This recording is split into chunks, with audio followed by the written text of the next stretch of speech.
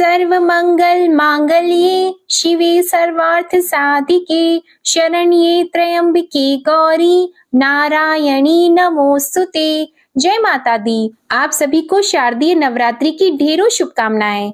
आप सभी ने नवरात्रि के व्रत जरूर रखे होंगे। ऐसे में अब आप जानेंगे कि शारदीय नवरात्रि की अष्टमी और नवमी तिथि कब है। आज की वीडियो में आप जानेंगे कि नवरात्रि के कलश की स्थापना, उसका कलश विसर्जन कब और कैसे करना है, अष्टमी और नवमी तिथि का शुभ मुहूर्त क्या होगा, यदि आप कन्या पूजन करना चाहते हैं तो उसे किस विधि से करना है और कन्या पूजन आपको किस मुहूर्त में करना चाहिए। कलश के अंदर आपने जो भी सामग्री डाली है जैसे कि इलायची, सुपारी, लौंग आदि, उनका क्या करना है। यदि आप कलश के साथ ही ज्वारे बो रहे हैं, कलश के ऊपर जो आपने नारियल स्थापित किया हुआ है उनका क्या करना है, ये सभी जानकारी आपको इस वीडियो में दी जाएगी, इसलिए आप इस वीडियो को कंप्लीट सुनिएगा। अष्टमी या फिर नवमी तिथि को कन्या पूजन किया जाता है। जिन लोगों के यहाँ अष्टमी का पूजन करके कन्याओं का पूजन किया जाता हो, उन्हें एक दिन पहले यदि हो सके तो कन्याओं को और साथ में एक बटुक भैरव को आमंत्रित करना होता है। कन्याओं की संख्या 5, 3 या 7 या 9 होनी चाहिए। बटुक भैरव एक ही होता है। सबसे पहले कन्याओं का पूजन किया जाता है और सबसे अंत में बटुक भैरव का पूजन होता है। आदर और सम्मान के साथ कन्याओं को और बटुक भैरव को अपने घर पर आमंत्रित करें। सबसे पहले उनके चरणों को धुलाएं, उन्हें अच्छे से आसन पर बैठाएं। आसन पर बिठाने के बाद आप उन सभी को अपने हाथों से तिलक लगाएं। उनके हाथ में कलावा बांधें। कन्याओं के सिर पर या उनके हाथ में आप लाल चुनरी बांधें। कन्याओं को चूड़ी, उनके श्रृंगार की सामग्री भी आप दें। बटुक भैरव को तिलक लगाएं और सभी के चरण छूकर उनका आशीर्वाद लें। फिर सबसे पहले उन्हें भोग प्रसाद खाने को दें। जो भी मीठा, हलवा या खीर आपने बनाई है, सबसे पहले आपको सभी कन्याओं को वही खाने को देना चाहिए और इसके बाद उनको आपको बाकी भोजन परोसना चाहिए। इस बात का ध्यान रखना चाहिए कि भोजन अच्छा हो। ऐसा न हो कि आप ज्यादा लाल मिर्च मसाले वाला भोजन उन्हें खाने को दें। जब सभी कन्याएं और बटुक भैरव भोजन ग्रहण कर लें, उसके बाद आप सभी के हाथ धुलवाएं। उनके हाथों को साफ कपड़े से पोंछें। फिर उन्हें जो भी भेंट स्वरूप आप दक्षिणा या उनके काम में आने वाली चीजें देना चाहते हैं, वे सब दें। उपहार स्वरूप आप उन्हें दान दक्षिणा दें और सबसे अंत में आप उनसे क्षमा याचना करें, ताकि कन्या पूजन में जो भी आपसे कमी रह गई हो या आपसे कोई गलती हो गई हो तो उसके लिए माँ भगवती आपको क्षमा करें। सबके पैर छूकर उनका आशीर्वाद लेकर फिर उन्हें सम्मान सहित विदा करें। तो इस तरह से आपको कन्या पूजन करना चाहिए। नवरात्रि के 9 दिनों तक माँ देवी दुर्गा की पूजा करने के बाद अष्टमी या नवमी तिथि को जब आप कलश विसर्जन करते हैं तो सबसे पहले नवरात्रि की पूजा होने के बाद दशमी तिथि को ही कलश विसर्जन किया जाता है। बहुत से लोग अष्टमी तिथि को ही कलश हटा देते हैं, तो ऐसा कभी नहीं करना चाहिए।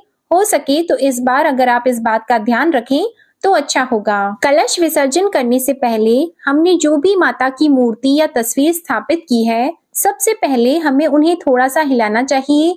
एक बार में मूर्ति अपनी जगह से नहीं हटानी चाहिए, तो थोड़ा सा आप उसे हिलाएं।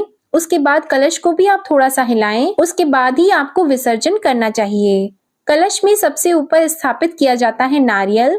नारियल को हटाते समय उसे अपने सर से लगाएं, प्रणाम करें, माँ भगवती से हाथ जोड़कर क्षमा याचना करें और अपने मन ही मन ओम दुम दुर्गाय नमः इस मंत्र का जाप करते हुए सभी सामग्रियों को आप एक एक करके हटाते जाएं। नारियल को हटाएं तो नारियल के ऊपर लगी हुई चुनरी को हटाएं। उस चुनरी को आप अपने घर के मुख्य द्वार पर बांध सकते हैं, तिजोरी में बांध सकते हैं या कोई भी ऐसी जगह जहां पूजा अर्चना की जाती है उन जगहों पे भी आप बांध सकते हैं। स्थापित किए हुए नारियल को जब आप हटाते हैं तो उसका आप विसर्जन भी कर सकते हैं।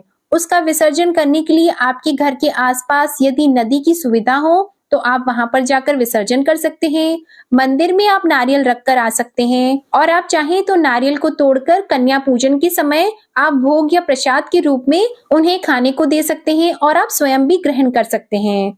तो आप जैसा भी आपके यहाँ होता हो आप उस प्रक्रिया को करें। नारियल हटाने के बाद जो पूर्ण पात्र है जिसमें आपने अक्षत रखे होते हैं, उन अक्षत को आप चाहें तो गौ माता को खाने के लिए दे सकते हैं, या फिर आप घर पर ही अपनी छत पर चिड़ियों के लिए डाल सकते हैं, या जहाँ पे भी आप चिड़ियों के लिए दाने डालते हो तो आप वहाँ डाल सकते हैं। अब बात करते हैं कि जो भी मिट्टी के बर्तन या दीपक आपने पूजा में प्रयोग किए हैं, उनका आपको क्या करना है। आपको उन सभी बर्तन को विसर्जन वाले दिन उनका विसर्जन कर देना चाहिए। कलश जो आपने स्थापित किया हुआ है, तो सबसे पहले जो कलश में जल होता है, जो भी थोड़ा सा जल उसमें रह जाता है, उसको आपको पूरे ही घर में छिड़कना होता है। उस जल को घर के मंदिर में, किचन में, घर के मुख्य द्वार पर, तो सभी जगह पर उस जल को आप अच्छी तरह से छिड़क दें। और उसके बाद जो जल बच जाए उसको घर में किसी गमले में, पौधे में आप विसर्जित कर सकते हैं। पर इस जल को सूर्य देव को और तुलसी जी को अर्पित नहीं करना होता है, क्योंकि ये जल पहले से ही माता रानी को अर्पित हो चुका होता है। और जल के कलश में जो भी आपने सिक्के डाले होते हैं, उन सिक्कों को आप अपनी तिजोरी में या जहां भी आप धन रखते हैं उन जगहों पर आप रख सकते हैं। ऐसा करने से घर में सुख समृद्धि आती है, माता लक्ष्मी का निवास होता है। इसके अलावा हल्दी की गांठ, सुपारी और जो लौंग का जोड़ा आप कलश में डालते हैं, उसका आपको विसर्जन कर देना होता है। यदि आपने मिट्टी का कलश प्रयोग में लिया है, तो आप घर पर ही चिड़ियों के लिए उसमें पानी भरकर रख सकते हैं। ऐसा करने से बहुत ही पुण्य मिलता है। और यदि आपने धातु का कलश प्रयोग में लिया है, तो आप उसे उसके बाद में पूजा में प्रयोग कर सकते हैं। अगर आपने कलश के नीचे ज्वारे बोए हैं, तो जो ज्वारे हैं उनका आपको थोड़ा सा सेवन भी करना चाहिए। ये बहुत ही आयरन से भरपूर होते हैं, शुभ होते हैं। इनका सेवन चाहे 1 या 2 पत्ती ही करो, आपको करनी चाहिए। और बाकी बचे हुए ज्वारों को आप गौ माता को खाने के लिए दे सकते हैं। नवरात्रि के पूरे 9 दिन जब ज्वारे उगते हैं, तो उनकी जो मिट्टी होती है वो बहुत ही शुभ होती है। इसलिए आप इस मिट्टी को घर के गमलों में या पौधों में डाल सकते हैं। और अगर आपने मिट्टी के पात्र में ज्वारे बोए हैं, तो आप उस पात्र को विसर्जित कर सकते हैं, या फिर आप उस पात्र को घर की छत पर चिड़ियों के लिए रखकर उनका प्रयोग कर सकते हैं। इस बात का ध्यान रखना है कि आपको इन चीजों को विसर्जित करना है। ऐसा ना हो कि ये सब चीजें सड़क पर इधर उधर बिखरी हुई मिले, या फिर हम कहीं भी इधर उधर फेंक दें, क्योंकि ऐसा करने से दोष भी लगता है। अगर आप नदी में विसर्जन ना कर सके, तो आप घर पर ही मिट्टी के गमले में आप इनको विसर्जित कर दें। ऐसा करने से नदी का जल भी दूषित नहीं होगा और प्रदूषण भी नहीं फैलेगा। अब जो कलश पे आपने कलावा बांधा है, उसे आप अपने हाथ पर बांध सकते हैं, या घर पर कोई छोटी कन्या हो तो उसके हाथों में भी आप उस कलावे को बांध सकते हैं। ये थी कलश विसर्जन की संपूर्ण जानकारी। अब जानिए कलश विसर्जन आपको किस दिन, किस शुभ मुहूर्त में करना चाहिए। नवरात्रि में स्थापित किए गए कलश का विसर्जन हमेशा 9 दिन और 9 रात माँ भगवती के सभी 9 रूपों की पूजा करने के बाद 10वें दिन दशमी तिथि को ही करना शुभ होता है। इस बार दशमी तिथि 2 अक्टूबर दिन गुरुवार को है। इस तिथि की शुरुआत 1 अक्टूबर दिन बुधवार को शाम 7:01 पर होगी और इस तिथि की समाप्ति 2 अक्टूबर को शाम 7:10 पर होगी। इसलिए उदया तिथि के अनुसार 2 अक्टूबर को ही दशमी तिथि मनाई जाएगी और इसी दिन दुर्गा विसर्जन भी सुबह 6:32 से सुबह 8:54 के बीच में शुभ मुहूर्त में किया जाएगा। आपको ये ध्यान रखना है कि कलश का विसर्जन सुबह सूर्योदय के बाद और शाम को सूर्यास्त से पहले पहले करना होगा। कई जगह पर दशमी तिथि के दिन विसर्जन करना सही नहीं माना जाता। अगर आपके यहाँ एकादशी के दिन विसर्जन करना सही माना जाता है, तो आप एकादशी के दिन शुभ मुहूर्त में कलश का विसर्जन कर सकते हैं। अब जानते हैं अष्टमी नवमी तिथि के बारे में और कन्या पूजन के मुहूर्त के बारे में।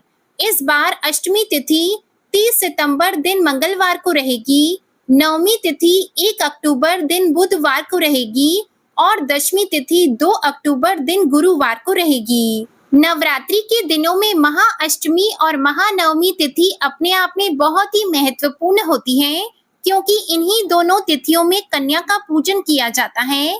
आपके यहाँ पर यदि अष्टमी तिथि को कन्या का पूजन किया जाता हो, तो आप अष्टमी तिथि के दिन करें और नहीं तो आप नवमी तिथि के दिन भी कन्या पूजन कर सकते हैं। इस बार साल 2025 में अष्टमी तिथि प्रारंभ होगी 29 सितंबर सोमवार को शाम 4:32 से और अष्टमी तिथि का समापन होगा 30 सितंबर मंगलवार को शाम 6:06 पर। वैसे तो इस बार साल 2025 में अष्टमी तिथि 2 दिन लग रही है, लेकिन सूर्योदय व्यापिनी तिथि 30 सितंबर मंगलवार को ही रहेगी और इसी दिन अष्टमी की पूजा की जाएगी। कन्या पूजन जो लोग अष्टमी के दिन करना चाहते हो, उन्हें इसी दिन कन्या पूजन भी करना होगा और जिन भी भक्तों ने केवल पहला और आखिरी उपवास रखा है और अष्टमी के दिन जिनके यहाँ कन्या पूजन होता है, उन्हें 29 सितंबर सोमवार को सप्तमी तिथि में उपवास रखकर फिर 30 सितंबर को कन्या पूजन करना होगा। अब जानते हैं 30 सितंबर को यानी मंगलवार के दिन अष्टमी तिथि के दिन कन्या पूजन के शुभ मुहूर्त के बारे में और इस दिन के अशुभ मुहूर्त के बारे में। तो 30 सितंबर मंगलवार को सूर्योदय का समय होगा सुबह 6:22, सूर्यास्त होगा शाम 6:11, ब्रह्म मुहूर्त होगा सुबह 4:46 से सुबह 5:34 तक। इस दिन अभिजीत मुहूर्त का समय रहेगा सुबह 11:53 से दोपहर 12:40 तक और राहु काल रहेगा दोपहर 3 से 4:30 बजे तक। तो अष्टमी की पूजा आप सुबह 5:01 से सुबह 6:13 के बीच में कर सकते हैं। आप सुबह इस समय हवन आदि भी कर सकते हैं। हवन आदि करने के बाद ही कन्या पूजन आपको करना चाहिए। कन्या पूजन का शुभ मुहूर्त रहेगा सुबह 5:01 से सुबह 6:13 तक। दूसरा शुभ मुहूर्त होगा सुबह 10:41 से दोपहर 12:11 तक और तीसरा शुभ मुहूर्त होगा अभिजीत मुहूर्त सुबह 11:47 से दोपहर 12:35 तक। नवमी तिथि प्रारंभ होगी 30 सितंबर मंगलवार को शाम 6:07 पर और नवमी तिथि समाप्त होगी 1 अक्टूबर बुधवार को शाम 7:01 पर। उदया तिथि के अनुसार नवमी तिथि भी इस बार 1 अक्टूबर दिन बुधवार को मनाई जाएगी। इस दिन माँ सिद्धिदात्री की पूजा होगी और इस दिन ब्रह्म मुहूर्त का समय रहेगा सुबह 4:46 से सुबह 5:34 तक। सूर्योदय होगा सुबह 6:22 पर, सूर्यास्त होगा शाम 6:10 पर, राहु काल होगा दोपहर 12 बजे से दोपहर 1:30 बजे तक और इस दिन कन्या पूजन के शुभ मुहूर्त होंगे। पहला शुभ मुहूर्त ब्रह्म मुहूर्त का होगा सुबह 4:37 से सुबह 5:26 तक। दूसरा शुभ मुहूर्त होगा सुबह 5:01 से सुबह 6:14 तक और तीसरा शुभ मुहूर्त रहेगा सुबह 8:06 से अगले दिन सुबह 6:15 तक। नवमी तिथि के दिन पूजा का शुभ मुहूर्त होगा सुबह 5:01 से सुबह 6:14 के बीच में। आप इस समय सुबह पूजा पाठ करके हवन इत्यादि करने के बाद फिर कन्या पूजन कर सकते हैं। जय माता दी। आप सभी को आज की ये जानकारी और वीडियो पसंद आई हो तो वीडियो को लाइक करके कमेंट बॉक्स में जरूर बताइएगा और चैनल को भी जरूर सब्सक्राइब कीजिएगा।